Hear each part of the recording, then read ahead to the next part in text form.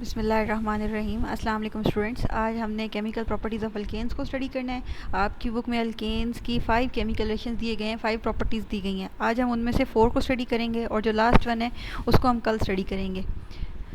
तो सबसे पहले है जी हमारे पास कंबस्शन। कंबस्शन का प्रोसेस आप सिंपली कह सकते हैं कि ऑक्सीजन की प्रेजेंस में किसी भी चीज़ की बर्निंग। अच्छा, आप ये भी कह सकते हैं कि जो आपके पास कंबस्शन है ये है एक type of oxidation, complete oxidation, क्योंकि ऑक्सीजन की प्रेजेंस में रिएक्शन हो रहा है, ऑक्सीजन इन्वॉल्व हो रही है अंदर रिएक्टेंट के साथ, तो आप इसको ऑक्सीडेशन भी कह सकते हैं, टाइप ऑफ ऑक्सीडेशन। कंबस्शन का मतलब होता है किसी चीज़ का जलना in the presence of oxygen. जब भी हम किसी अल्केन को कंबस्ट करते हैं इन दी एयर में या ऑक्सीजन में, एयर या ऑक्सीजन का वर्ड ऑर्गेनिक केमिस्ट्री में ऑल्टरनेटिवली यूज़ होता है फॉर ऑक्सीजन। जब हम ऑक्सीजन की प्रेजेंस में किसी भी अल्केन को बर्न करेंगे तो हमारे पास 3 चीज़ें जो हैं वो प्रोडक्ट के तौर पे हमें मिलती हैं। एक कार्बन डाइऑक्साइड, एक वाटर और एक एनर्जी। क्योंकि कंबस्शन हो रही है, एनर्जी ऑब्टेन हो रही है, तो आपका जो रिएक्शन होगा वो एक्सोथर्मिक होगा। अच्छा, इसके अलावा आपने ये देखना है कि आपकी जो इक्वेशन है वो ये बैलेंस होनी चाहिए। अगर आप ये जो आपकी बुक में इक्वेशन दी गई है इसको देखें, इसमें आपके पास एक मीथेन का मॉलिक्यूल 2 ऑक्सीजन के मॉलिक्यूल के साथ रिएक्ट करता है।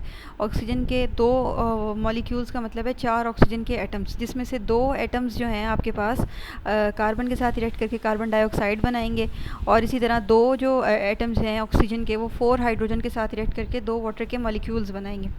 अगर आपने इसको याद करने का आसान तरीका ये है कि जितनी भी आपके पास कार्बन हो उसके डबल आपको ऑक्सीजन चाहिए होती है कार्बन डाइऑक्साइड की फॉर्मेशन के लिए, और जितनी भी आपके पास हाइड्रोजन हो उसकी हाफ़ आपको चाहिए होती है वाटर की फॉर्मेशन के लिए।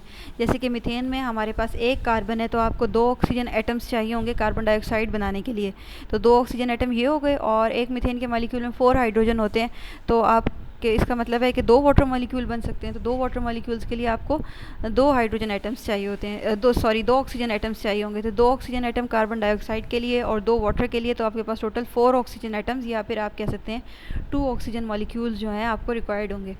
तो इस तरह करके आपके पास मीथेन की कंबस्शन होती है। अब जो याद रखने वाली बातें हैं इस पॉइंट में से वो ये हैं कि आपकी इक्वेशन बिल्कुल सही होनी चाहिए। इसके अलावा आपको कंबस्शन की डेफिनेशन आनी चाहिए।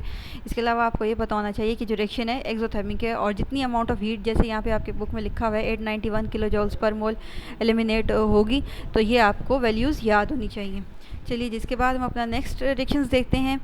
अच्छा, इसके अलावा आपने ये भी याद रखना है कि जो कंबस्शन है ये एक टाइप ऑफ ऑक्सीडेशन रिएक्शन है। इसके अलावा अब हम देखते हैं जो एक्चुअल में आपके पास ऑक्सीडेशन रिएक्शंस हैं उनको। अब जो प्रॉपर ऑक्सीडेशन है, यानी कि एडिशन ऑफ ऑक्सीजन है इनटू दी अल्केन्स, वो नॉर्मली 2 तरह की होती है। कंबस्शन को भी आप ऑक्सीडेशन की टाइप्स में ले सकते हैं, लेकिन इसके अलावा जो प्रॉपर ऑक्सीडेशन है, यानी कि कंबस्शन की बर्निंग के अलावा हमारे पास अगर हम ऑक्सीजन की एडिशन करें इन दी अल्केन्स, तो हमारे पास जो ऑक्सीजन है, वो ऑक्सीडेशन जो है अल्केन्स की, वो 2 तरह की होती है।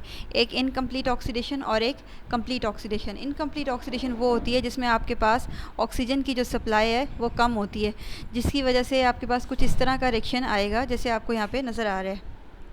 इस रिएक्शन में आपके पास जो लिमिटेड अमाउंट ऑफ ऑक्सीजन है वो रिएक्ट कर रही है मीथेन के साथ, और आपके पास कार्बन मोनोऑक्साइड बन रही है इंस्टेड ऑफ कार्बन डाइऑक्साइड, और साथ में वाटर।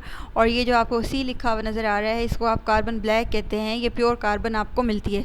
यानी कि अगर आपके पास इनकम्प्लीट कंबस्शन हो, कम ऑक्सीजन की सप्लाई के अंदर अगर आपके पास ऑक्सीडेशन हम करवा रहे हो किसी भी अल्केन के मॉलिक्यूल की, तो हमारे पास कार्बन मोनोऑक्साइड बनती है, वाटर बनता है, और साथ में कार्बन ब्लैक बनती है। अच्छा, इस इक्वेशन की जितने भी आपको ये जो दिए हुए हैं amount of number of moles दिए हुए हैं, यानी कि जो इसकी बैलेंसिंग की है, ये आपको बिल्कुल सही से ही याद रहनी चाहिए। जैसे कि 3 मोल्स हैं आपके पास मीथेन के, 4 हैं आपके पास ऑक्सीजन के, 2 हैं कार्बन मोनोऑक्साइड के, एंड 6 हैं वाटर के, और 1 है कार्बन का। तो ये आपको बिल्कुल सही याद रहना चाहिए। इसके बाद जी एक बहुत इंपॉर्टेंट रिएक्शन जो कि है आपके पास कैटालिटिक ऑक्सीडेशन। पहले हम इसको सिंपली देख लेते हैं कि इस ऑक्सीडेशन में हो क्या रहा है। सबसे पहले तो आप ये नोट कर लें कि आपके पास ये जो ब्रैकेट के अंदर ऑक्सीजन लिखी हुई है इसका मतलब है नेसेंट ऑक्सीजन, NaSCENT, या आप इसको कह सकते हैं एटॉमिक ऑक्सीजन। ये जो ऑक्सीजन है ये आपके पास नॉर्मली ज़्यादा रिएक्टिव होती है as compared to the molecular oxygen, यानी कि O2 वाली ऑक्सीजन से ये वाली ऑक्सीजन जो है ज़्यादा रिएक्टिव होती है। इसके अलावा आपने कैटालिस्ट और टेम्परेचर और प्रेशर की कंडीशंस याद कर लेनी है इस रिएक्शन के लिए, जो कि है 400 डिग्री सेल्सियस आपके पास टेम्परेचर है और 200 100 ATM प्रेशर है और कॉपर जो आपके पास कैटलिस्ट के तौर पे यूज़ हो रहा है। अब देखिए इस इक्वेशन में हो क्या रहा है कि मीथेन आपके पास ऑक्सीजन से रिएक्ट करके मिथाइल अल्कोहल बना रही है। मिथाइल अल्कोहल आपके पास ऑक्सीजन से रिएक्ट करके फॉर्मल्डिहाइड बना रहा है। फॉर्मल्डिहाइड आपके पास ऑक्सीजन से रिएक्ट करके फॉर्मिक एसिड, इसी तरह फॉर्मिक एसिड लास्ट में आपके पास ऑक्सीजन से रिएक्ट करके कार्बन डाइऑक्साइड और वाटर बना रहे हैं। ये तो होगी नॉर्मल सी बातें क्योंकि लिखा हुआ नज़र भी आ रहा है। अब जो समझने वाली बात है वो ये है, आपने ये माइंड में रखना है कि जब भी कोई अल्केन इन कैटलिस्ट और टेम्परेचर प्रेशर की कंडीशंस में ऑक्सीजन के साथ रिएक्ट करेगा, आपके पास हमेशा कोई ना कोई अल्कोहल आएगा। यानी कि अल्केन की अगर आप ऑक्सीडेशन करेंगे तो आपको कोई अल्कोहल मिलता है। इसी तरह नेक्स्ट स्टेप को देखें तो हमें पता चलता है कि अगर हम किसी अल्कोहल की ऑक्सीडेशन करें तो हमारे पास कोई ना कोई एल्डिहाइड या कीटोन आता है। इसी तरह अगर हम किसी एल्डिहाइड या कीटोन की ऑक्सीडेशन करें तो हमारे पास कोई ना कोई एसिड आता है। एसिड के जब भी हम कभी ऑक्सीडेशन करें तो इन दी एंड हमारे पास कार्बन डाइऑक्साइड और वाटर आती है। तो ये बात माइंड में बिठा लें कि जब भी हम कभी दोबारा सुन लीजिए इसको कि हम किसी अल्केन की अगर ऑक्सीडेशन करते हैं तो हमारे पास अल्कोहल आता है। अल्कोहल की ऑक्सीडेशन करने से हमारे पास एल्डिहाइड्स या कीटोन्स आते हैं। इसी तरह एल्डिहाइड्स या कीटोन्स की ऑक्सीडेशन करने से हमारे पास एसिड आता है और एसिड की ऑक्सीडेशन करने से हमारे पास कार्बन डाइऑक्साइड एंड वाटर।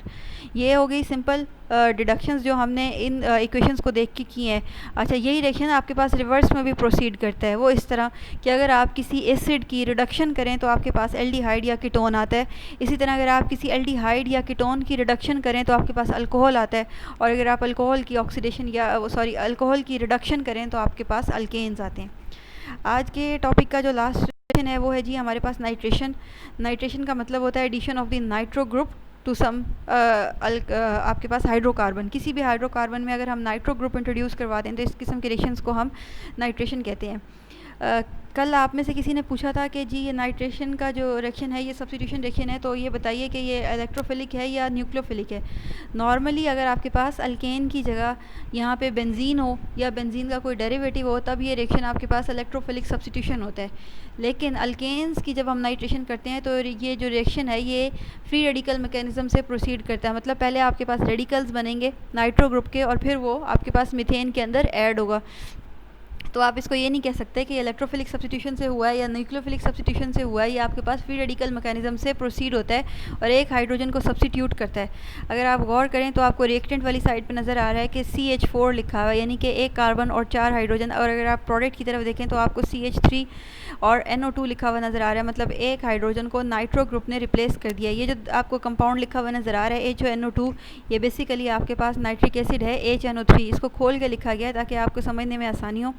इसमें से NO2 आपके पास मीथेन में ऐड हो गया और एक मीथेन का हाइड्रोजन और HONO2 का OH आपस में कंबाइन करके आपके पास वाटर एलिमिनेट होता है और पीछे जो जितनी चीज़ें बच जाती हैं वो सारी की सारी इकट्ठी हो जाती हैं आपके पास और आपके पास नाइट्रोमीथेन या मिथाइल नाइट्राइट के कंपाउंड की फॉर्मेशन होती है।